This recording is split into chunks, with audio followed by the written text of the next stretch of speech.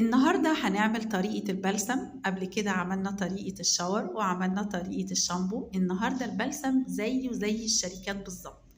البلسم سهل جدا، مكونين 2 بس هما اللي هنعمل منهم البلسم. الكيس ده فيه شمع البلسم، والإزازة الكبيرة دي فيها ماء البلسم. اللي أنا ماسكاهم في إيدي دول الريحة. يعني أنا بقولك إن أنا جايبة 3 روايح، هستخدم منهم ريحتين بس. يعني ده عبير الزهور وأكاسيا وريحة العود. أنا جايبة روايح من الشركة. الحاجات دي أنا بجيبها من شركة كيماوية عشان تبقى مظبوطة وأطلع بمنتج زيه زي بتاع الشركات بالظبط. الكيس ده فيه كيلو من شمع البلسم، أنا هاخد نصه. يعني أنا هعمل نص كيلو من الشمع، وبرضو ماء البلسم هاخد نص كيلو. مبدئيا كده هنجيب 9 رتل من المية ونحطهم على النار يغلوا. انزلي بقى بالنص كيلو من الشمع، وابتدي بالمضرب بتاعك او بعصاية او اي حاجة تمسكيها في ايدك. لازم تقلبي كويس جدا عشان الشمع ده يدوب. تبتدي وانتي بتعملي كده هنحط نص كيلو من ماء البلسم. يبقى احنا حطينا حاجتين 2 بس. حطينا نص كيلو من شمع البلسم وحطينا نص كيلو من ماء البلسم بس كده. الكيلو بيبقى ليه او النص والنص عليهم 9 رتل ميه. 9 رتل ميه. انا طبعا جايبه كميه اكبر، فانا هعينها اخلص اللي انا هعمله بعد كده ابقى اعمله تاني، لان بصراحه المواد الكيماويه كل يوم ليها سعر. ما بالك بقى اللي بيتباع في المحلات الكبيره.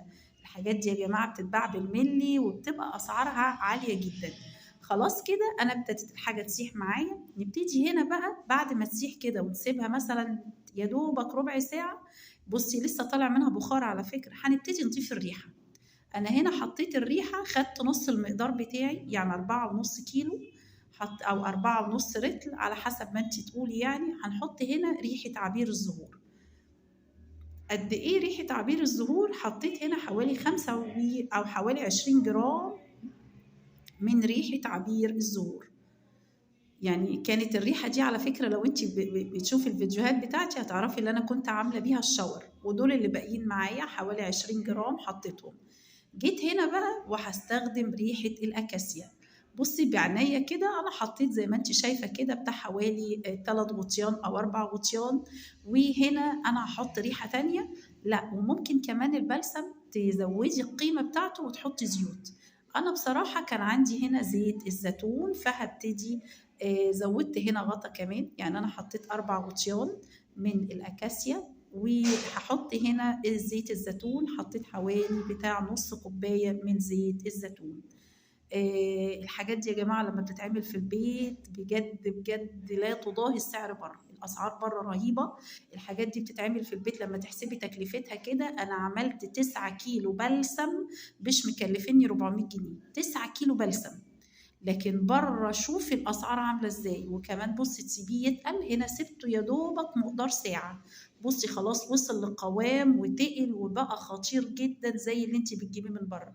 وصنفت وشكلت على كيف كيفي وانا قاعده في البيت. عملت واحد نص الكميه 4.5 بعبير الزهور، و4.5 حطيت لهم الزيت اللي عندي في البيت اللي هو زيت الزيتون. ورحت ضايفه له كمان ريحه الاكاسيا. الحاجات دي سعرها رخيص. اغلى حاجه فيها الريحه. الريحه هي اللي تملي غاليه، لان في روايح الكيلو بيوصل ل 3000 و2000. فبالتالي لما بتيجي تطلبي من الشركه او بتجيبي من المحلات تبيع المواد الخام دي بتجيبي منها بالجرام. بتجيبي بالجرام. يا رب النهارده اكون افدتك بجد بجد والله. اعملي الحاجات دي في البيت. جميله وحلوه وجميله جدا وموفره جدا لبيتك. ما تنسيش لايك وشير وسبسكرايب لمطبخ ايمي البسيوني. لو ليكي اي حاجه عايزه تعرفيها اكتبي لي في التعليقات. وفي الاخر سلام عليكم. باي باي.